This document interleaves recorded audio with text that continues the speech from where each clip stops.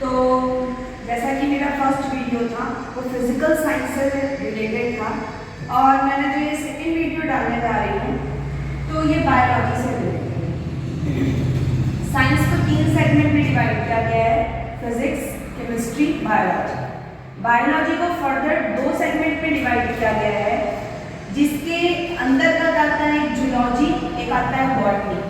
Zoology में हम basically बात करते हैं एनिमल्स के बारे में, और जो जूलॉजी के फादर हैं, गॉड फादर हैं या जनरेटर हैं, वो अरिस्टो। और जो हमारे बॉटनी के, जिनमें हम फ्लावर्स या ये हमारे जितने भी ये पेड़ पौधे होते हैं इनके बारे में पढ़ते हैं, इनके जनक है थियोफेस्टस।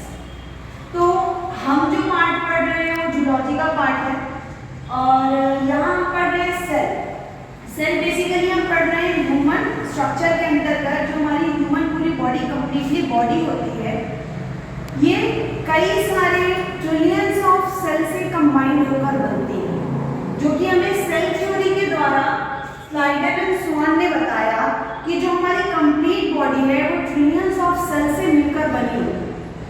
और ये एक पर्टिकुलर सेल के बारे में, अगर हमारी पूरी बॉडी की स्ट्रक्चरल और functional unit of life cell है, तो हमें इस चीज़ की जानकारी होनी चाहिए कि सेल का स्ट्रक्चर कैसा होता है, सेल का फंक्शन कैसा होता है। इसी को मैं पूरी तरीके से इस छोटे से लेक्चर में एक्सप्लेन करने की कोशिश कर रही हूँ। जैसे कि सेल क्या है? Structural and functional unit of life, संरचनात्मक एंड कार्यात्मक इकाई जीवन की।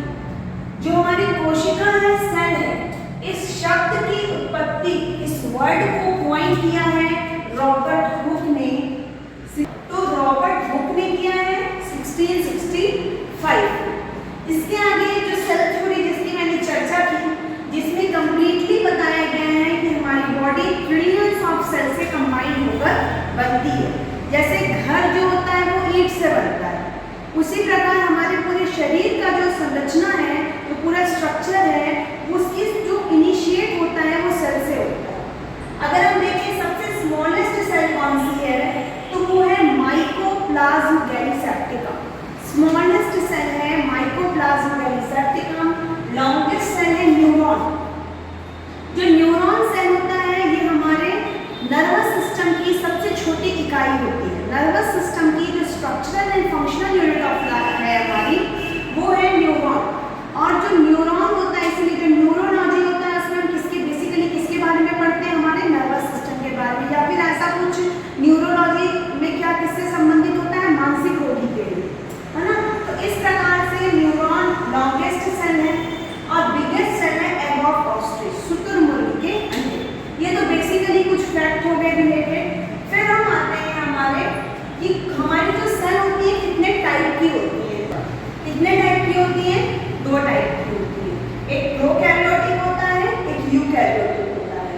प्रोकैरियोटिक पहले की बात है।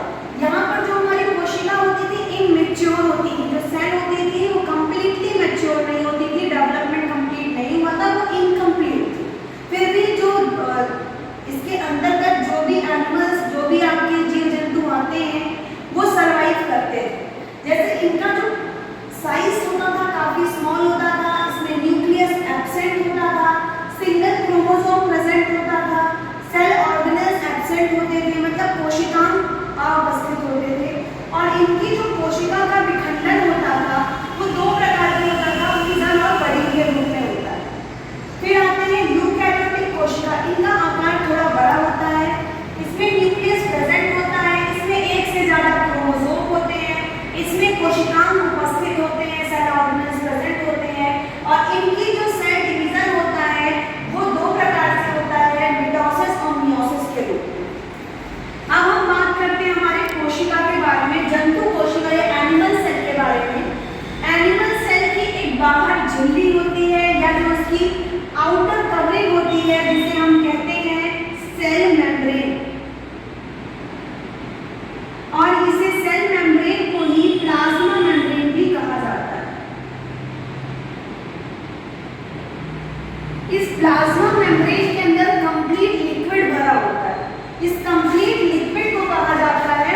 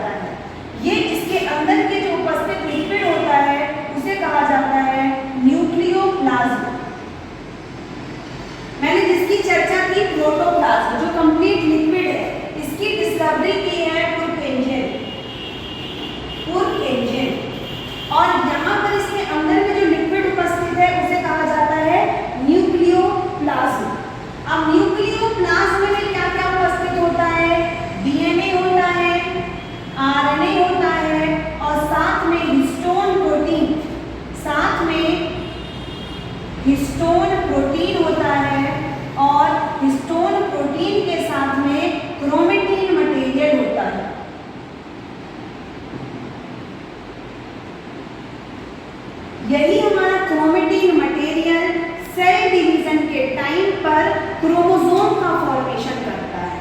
ये सारी चीज प्रेजेंट होती है न्यूक्लियोप्लाज्म में। मतलब बेसिकली देखा जाए तो प्रोटोप्लाज्म दो पार्ट में डिवाइडेड है। जो न्यूक्लियर मेम्ब्रेन के अंदर लिक्विड है उसे न्यूक्लियोप्लाज्म कहते हैं, और न्यूक्लियर मेम्ब्रेन और प्लाज्मा मेम्ब्रेन के बीच में जो लिक्विड होता है इसे साइटोप्लाज्म कहते हैं। अब इसके बाद में जो यहाँ मैं बात कर रही थी न्यूक्लियस, तो न्यूक्लियस जिसे सेल की कंट्रोल यूनिट ऑफ लाइफ कहा जाता है। न्यूक्लियस जिसे सेल की कंट्रोल यूनिट ऑफ लाइफ कहा जाता है, क्योंकि ये जो है पूरे सेल में कंट्रोल रखता है। इसे सेल का माइंड भी कहा जाता है। अब न्यूक्लियस के अंदर में होता है DNA, RNA, histone, protein, chromatin material. जैसे कि यहाँ डीएनए आया है तो इसका फुल फॉर्म बना दूं डीऑक्सीराइबोन्यूक्लिक एसिड, जिसकी डिस्कवरी की है वाटसन और क्रिक ने। हम आते हैं आरएनए में। आरएनए का फुल फॉर्म होता है राइबोन्यूक्लिक एसिड, जिसकी डिस्कवरी की है वाटसन और आर्थर अर्विन। जो हमारा आरएनए होता है वो 3 प्रकार का होता है, जिसे हम कहते हैं एमआरएनए, आरआरएनए और टीआरएनए। इसका फुल फॉर्म है मैसेंजर आरएनए, राइबोसोमल आरएनए और ट्रांसपोर्टेशन आरएनए। होती क्या है, छोटी सी स्टोरी की तरह समझिएगा कि जो हमारा न्यूक्लियस होता है, इस न्यूक्लियस के अंतर्गत ये डीएनए के फॉर्मेट में डीकोडेड, मतलब यहाँ पर कोडेड फॉर्म में जेनेटिक इंफॉर्मेशन होती है। इस जेनेटिक इंफॉर्मेशन को न्यूक्लियस से बाहर लाने का जो काम करता है वो करता है एमआरएनए। एमआरएनए डीएनए के कोडेड जेनेटिक इंफॉर्मेशन को साइटोप्लाज्म में लाता है। इसे हम साइटोप्लाज्म कहते हैं, न्यूक्लियर मेम्ब्रेन और प्लाज्मा मेम्ब्रेन के बीच के लिक्विड को। जैसे ही एमआरएनए इंफॉर्मेशन लेकर बाहर आता है तो बाहर आने के बाद वो निर्माण करता है राइबोसोम। तो ये राइबोसोम क्या है? जो हमारा राइबोसोम होता है ये प्रोटीन फैक्ट्री ऑफ सेल होता है, जिसका निर्माण करता है आरआरएनए। क्यों होता है राइबोसोम का निर्माण? राइबोसोम एक ऐसा पार्ट है, ये जो हम जितनी भी चीजें पढ़ेंगे जो साइटोप्लाज्म में आएंगी वही कहलाती है सेल ऑर्गेनेल्स या कोशिकाएं, जो कि प्रोकैरियोटिक कोशिका में नहीं होती, यूकैरियोटिक कोशिका में होती है। राइबोसोम प्रोटीन का निर्माण करता है ताकि जो कोडेड फॉर्म में जेनेटिक इंफॉर्मेशन है उसे पूरे बॉडी में पहुंचाया जा सके। प्रोटीन का निर्माण कंटिन्यूअसली राइबोसोम करता है, इसलिए इसे कोशिका का प्रोटीन निर्माता या प्रोटीन फैक्ट्री कहा जाता है। Protein factory of cell ribosome को कहा जाता है। फिर इसके पश्चात क्या होता है कि ये हमारा जितनी भी इंफॉर्मेशन है उसे पूरी सेल में पहुंचाने का काम करता है टीआरएनए। तो ये हो गया हमारा राइबोसोम। राइबोसोम के बाद हम आते हैं एक सेल लाइक स्ट्रक्चर में। इस सेल लाइक स्ट्रक्चर को कहा जाता है लाइसोसोम।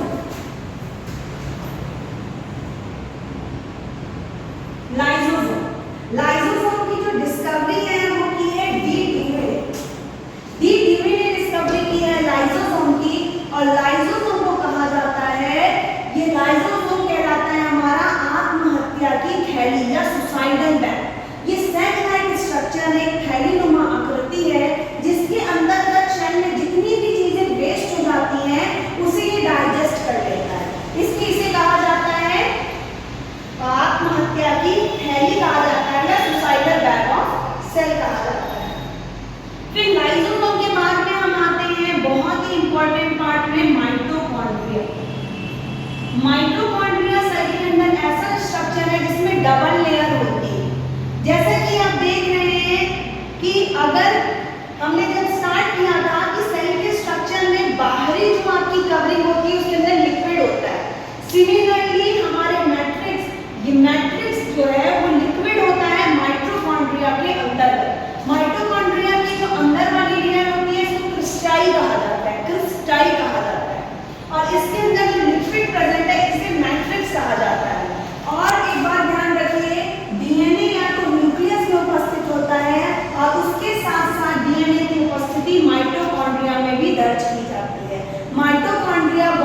इम्पॉर्टेंट होता है, क्योंकि माइटोकॉन्ड्रिया को कहा जाता है सेल का पावर हाउस कहा जाता है, और साथ ही साथ माइटोकॉन्ड्रिया को यूकैरियोटिक कोशिका के अंदर एक प्रोकैरियोटिक कोशिका कहा जाता है, क्योंकि यहाँ मेंशन है प्रोकैरियोटिक कोशिका में एब्सेंट होता है न्यूक्लियस, उसी प्रकार माइटोकॉन्ड्रिया का स्ट्रक्चर कंप्लीट सेल जैसा होता है, बस इसमें न्यूक्लियस क्या होता है, एब्सेंट होता है। इसी के साथ ही साथ हम आते हैं और भी कई सारी चीजें हैं सेल में, एक लेक्चर में हम सारा कुछ कंप्लीट नहीं कर सकते, तो मैं इसका सेकंड पार्ट जल्दी लाऊंगी। और अगर